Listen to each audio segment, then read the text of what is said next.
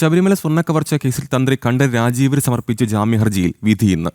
കൊല്ലം vigilance കോടതിയാണ് ഇരു ജാമ്യഹർജികളിലും വിധി പറയുക.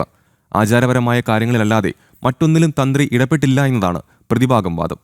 അതേസമയം SIT റിപ്പോർട്ട് മുൻനിർത്തി പ്രോസിക്യൂഷൻ ജാമ്യഹർജിയിൽ എതിർവാദം ഉന്നയിച്ചിരുന്നു. കട്ടിളപ്പാളി കേസിലും ദ്വാരപാലക ശില്പ കേസിലും തന്ത്രിയുടെ അറസ്റ്റ് രേഖപ്പെടുത്തിയിരുന്നു. പ്രത്യേക അന്വേഷണ സംഘം തന്ത്രിക്കെതിരായി കോടതിയിൽ റിപ്പോർട്ടും സമർപ്പിച്ചു. പിന്നാലെയാണ് വിജിലൻസ് കോടതി ഇന്ന് ജാമ്യഹർജികളിൽ വിധി പറയുന്നത്.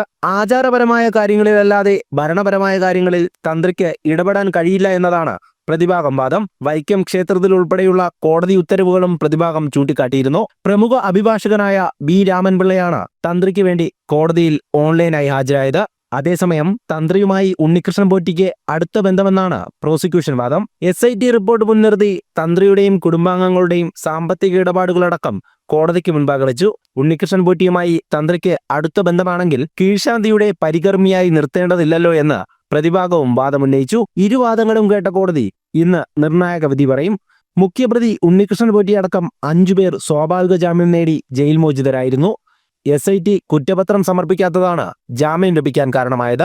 അതേസമയം സർക്കാരിന്റെ താൽപര്യാർത്ഥം തന്ത്രിയെ മാത്രം ലക്ഷ്യം വെച്ച് SIT മുന്നോട്ടു പോകുന്നു എന്നതാണ് ഉയരുന്ന ആരോപണം. വിജിലൻസ് കോടതി ജാമ്യഹർജികൾ തള്ളിയാൽ ഹൈക്കോടതിയെ സമീപിക്കാനാണ് പ്രതിഭാഗത്തിന്റെ നീക്കം.